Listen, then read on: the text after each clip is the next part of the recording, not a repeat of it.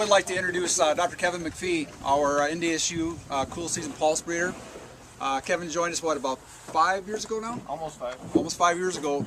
Used to be the breeder for Cool Season Pulses with USDA out at Pullman, Washington. The Carrington Center here served as one of Kevin's research sites to evaluate his plant material. And this year we probably have a little bit more plant material of Kevin's here than in a typical season, but we're glad to host Kevin's program here. As Blaine indicated, I've been here for 4.5. In October it'll be the 5th year, so it's been a fun time. We've got the program up and running. As you all know, we work with all 3 crops, the peas, lentils, and chickpeas on the breeding and genetic side of things, trying to develop new varieties, sort through germplasm that we have. Again, when we started the program, there was no germplasm really available for the program. There was some material that I had identified while at USDA and working with Blaine and others in the state, identifying germplasm that could be adapted here, making selections, and that was, I guess, the groundwork that we started from. And from that we've added additional germplasm from several different countries and programs around the world, including Australia, Canada, Russia, Bulgaria, lots of different countries with unique characteristics that we could potentially make use of. I think we've come a long way as far as identifying what is maybe the top or the elite material that we can work with. All of that material is in the advanced trials, and they're over. We'll hopefully drive by them as we go through. You'll see the signs and the different experiments that are there. So those are all the advanced trials. As Blaine indicated, we do have more material here this year, and that's what's behind me here. Typically we would have the majority or all of our early generation materials planted at Minot, and this year I chose to divide that material between Fargo here as well as Minot. And given the rain and the wet conditions in Minot, I'm actually quite glad I made that decision. A lot of the ground that we have up there, having seen it yesterday, still has the slick look of being wet. It's very difficult to work in the fields that we have there this particular year. So what we have here are early generation peas. They're segregating populations that we'll go through and make selections. So some of the material, if it looks a little bit ragged out here and some odd plant types, that's what those are. So we'll make selections from here and move them on through the pipeline as well. In Fargo, we have many of the single plot trials, the single plant rows of peas and lentils that are there, and again we've had moisture there as well, more than we would like, some loss to the material, but there's still a good proportion of it that has survived. What I'm standing right next to here in the lentils is also segregating populations that we have that we'll make selections from, just like we will from the peas that are over here, move those through the pipeline. The majority of the crosses that are here are the Turkish red types, and that's been our focus at, to this point, and will continue to be for some time within the pea or the lentil portion of the program, is to identify advanced or improved red lentil types. In the advanced trials that we'll drive by, we have an advanced trial of lentils that has 20 entries in it. We've got an advanced small seeded green lentil trial that has 16, and then for the first year around each of the research centers we have an advanced trial of large greens, so richly and larger, so the pennel, Reveland sized lentils. Looking at the trial yesterday morning in Williston, I was quite impressed with the variability that we have within that trial. I think there's going to be an opportunity to make some selection and differential adaptation amongst the material that's there. It all looks really nice. If you have a chance to look at the trials, if you're in that part of the state, I would encourage you to stop in. There's material that has completed flowering, and it's in the pod fill stage. There's other material that's just in the transition to the end of flower, and a couple of genotypes that are still flowering. So in this particular year, I think we'll be able to see, given the conditions that we have, again, just this year, what might fit best. But I really am looking forward to the data from that trial and have a large green, a set actually of large green lines that we might be able to propose for a preliminary release. One line I need to look at more closely here, but it's one that stood out in my eye in Williston, is a line that ends in 059, and it's a large layered type lentil. And again, it's just the first year that it's been widely tested. We tested it only in Minot last year and identified it as a high-yielding, high-potential line. So this year, again, I'm just really anxious to get all the data pulled in, see what we can learn about it, and move forward with the release. More on the lentils as far as the breeding lines that we are considering for release. Last year I talked about a 202 T. It's a small red line. We have breeder seed of it. It's planted at Fargo right now. It's part of the field that we lost some of the rows from. It's on hold, but we're going to keep the breeder seed moving forward so we can increase the amount that we have. There are other lines within the red lentil nursery that are also looking promising. Nothing really to speak on specifically at this point, but they do look good. Within the small green lentil nursery, there are two lines. One of them is a 055E, and the second one is 068E. And the 68 line is the one that we identified 3 years ago that looked outstanding at that point in time. It was a line that we threw in with the regional nursery in the Minot area. It stood out for height, for general robustness and yield as well at the end of the season.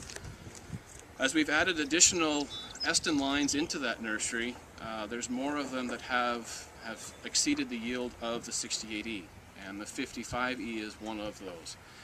We have tested that one at all of the locations in North Dakota as well as at 3 locations in Montana, and it's looked good there as well. We're going to pull single plants for this initial development of breeder seed of that line and start moving it through the process as well, as we have adequate data to justify moving forward with the release of that. So I'm hopeful with the lentils. There are several lines in those 3 market classes that are of interest and look promising at this point. But again, time will tell with additional data. With the peas, there's one line that's 190. It's a cross between Sterling and Medora. You'd asked me that yesterday, or 2 days ago, I guess, what that was. So it's Sterling and Medora, the parents of that particular line. It's a line that, again, 3 years ago in trials in the Minot area, we looked at and it stood out. It was upright. It was one of the earlier lines, or more recent additions to the line, so it was toward the back of the nursery, but it stood out from a distance and you could see it. Last year we saw it at trials in Montana along with 4 additional lines. It happened to be in the center of it and it remained upright while the other lines tended to lodge. So there's some upright stature, some lodging resistance to that line. It's a green pea, so it's got excellent quality. One of the drawbacks, and it's a very important drawback, is that it hasn't yielded as highly as I would like it to in comparison to some of the other check lines. The Striker would be an example, Cooper even, despite it being such a late line. So we have a significant amount of breeder seed. A good portion of it is here in these trials as fill and as a block. Also in Fargo, we have some of the seed. In addition to Minot. So I've kind of spread that seed around. We'll harvest it and we'll have, I'm guessing, between 200 and 300 pounds of breeder seed at the end of this season to move forward to the next step if the data from this year justifies that. It has been approved, and we mentioned that for pre-release, the next step with this fall would be for a full release of that. Quick comment on chickpeas. I'm not sure if we'll go right by them or not, but they're off in the corner over here in the other corner of the field. This year we have 3 lines that we identified as selections. They're all of a fern leaf type, similar to the Frontier chickpea. All of them, this is the first year we've looked at them at multiple locations around the state, and I'm anxious to see how they perform. They're a smaller seeded kabuli, more in the size range of Frontier, which is fairly common. It should work excellent. Any one of the 3 would work excellent in the hummus market, which is the primary market right now, it seems, within the U.S. for production. Yesterday, looking at the lines in Williston, didn't see any disease on those, while Sierra, a previous release from the USDA program, had had some presence of ascochyta blight. I wouldn't say it's significant, but there's there is presence of the disease there.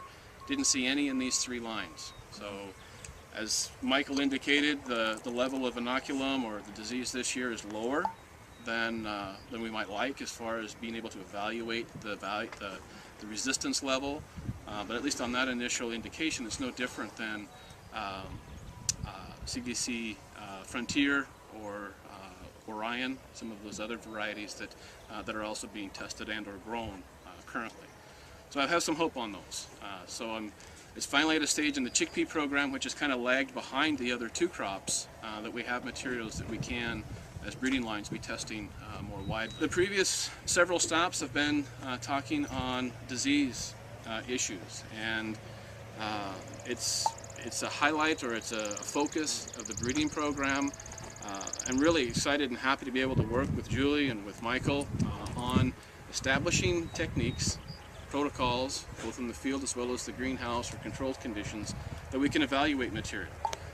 The cups that Julie indicated that Jennifer's working with on the peas, they're little just drinking cups. So if we can identify resistance using 4 replicate drinking cups as opposed to a large field plot, we can do a lot more material in a shorter time, and when we do get to the field with larger plots, we have a better set of material with a higher likelihood of resistance. So that's the value of the work that we're doing as far as the breeding program. The other thing that has kind of risen up, and I'm curious to get some feedback from you as the growers and the seedsmen that are in the audience, what level of virus you've seen in the peas. Last year at Minot we had a very significant impact from aphids that brought in a number of different viruses. Pea seed-borne mosaic was one.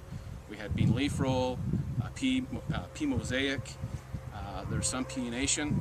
So there's several different viruses in combination that they brought in.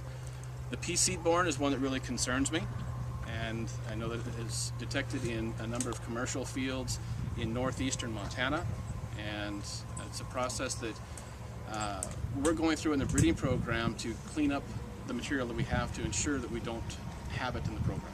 We want to get rid of it as quickly as we can. There was a set of germplasm, well, all of the segregating populations from last year, we went through with a strict screening method with handheld sieves. Any of the smaller seed, which is more likely to have the virus, that fell through the sieves, we threw that all away.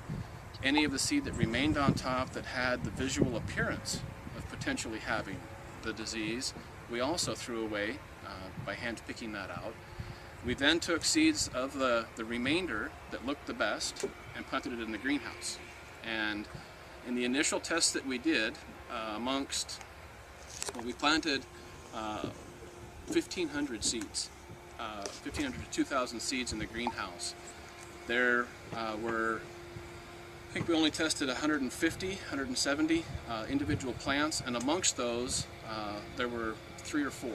So the effort that we went through to clean up the material just by visual inspection and sieving and hand cleaning the material was pretty effective to begin with. I've been watching the trials that we planted in the field to see if I see any indication of that again this year, and I haven't, which I'm very thankful for. Aphids are just now coming in, so there's still more to be told in that story toward the end of the month and the first part of August. Last year, that's when we saw it most marked, and the material that was affected the worst was late planted peas, and they were also winter types. So they were late to flower, they were the last things in the field to be blooming and to mature, and there was significant deformation of the plants, the pods, as well as in the seed quality itself. So viruses is something else that we're very interested in. Julie and I are working on that. We did find some plants in Hettinger earlier this week at the research center there. We've brought those back. We're going to test them and see what's there. Didn't see any in Williston, and I haven't seen any here at this point in these trials. So if I don't see it, that's fine. But if we do see it, I want to know what virus it is. The nice thing with Many of the diseases that we work with on all three crops is that there is genetic resistance available. Some of it's easier to work with than others. Some of it's single genes. Powdery mildew was mentioned earlier. That's a single gene that's primarily used for resistance. Some of the fusarium wilts, which are different than the fusarium root rots, are single genes. Those are the nice ones to work with. The more difficult ones are the fusarium root rots, where there can be multiple genes, there can be multiple pathogens, they're impacted by the environment. It really muddies the water as far as being able to identify the resistance. That's where some of the controlled and the greenhouse screening material or protocols will come in handy with that. But the bottom line of it is that there is at least some level of resistance that's available that we can work with. As far as the fusarium root rot resistances, I have to give a lot of credit to the research group that's over in France, the INRA, their national research organization there. They had an entire team of between 6 and 8 individuals around the production area that worked with some pre-breeding material that was developed in Prosser, Washington by a scientist there with USDA, along with other materials that they'd identified. And over a 10 to 15 year period, identified pea genotypes had good tolerance to both the Phanomyces, which fortunately we don't have a lot in the state of North Dakota, but it also has good resistance to Fusarium solani, which is one of the more important ones that we're working with here. We're going to use that material. I have populations from crosses with that material, but I'm hoping that with Julie and Jennifer that we can screen through and identify good material to cross with and maintain and use in the breeding program. But maybe a final comment or topic here as far as what we're doing with the nurseries. The advanced nurseries, we're looking at seed quality, and it's not just the size, shape, and color, the visual appearance, which is what the crop's typically marketed based on, but we're beginning to look at the micronutrient content, and Blaine indicated that earlier with the food science program at NDSU. One of the students that is with us here, Elena from Nepal, she's working right now primarily on the lentil side of the equation, and we're evaluating the material in the locations in North Dakota, as well as a small set of germplasm from Montana, to get an idea of what is the potential in different regions for different genotypes to accumulate these micronutrients. Is there a specific location that we can focus on for screening, or do we have to do it at all locations? Is there that genotype by environment interaction? So there's answers that we want to get from that, and what we've seen so far is that there is variability within the genotypes to accumulate different levels of the micronutrients. But as far as the environmental and the genotype interacting, we haven't seen a strong influence there, which is good news for the breeding program. That means that if we can identify the best location to separate material that will accumulate or not accumulate these micronutrients, we can focus on just one location. We don't have to use all locations. So it'll save work, it'll save resources, and we can come up with the same answer. So looking forward to the results from those trials. I'd be happy to open up to questions. Any large red lentils in the program? Are you breeding that, or is it just the smaller types? It's just the smaller types. I mean, within red lentils, there's small and large, but the large reds are all smaller than the richland. So there's a range there, and within that range, yes, there are some. And actually, the majority of the selections that we've made are on the larger side of that range. But I'd like to shift that back down so we have some of the smaller ones as well.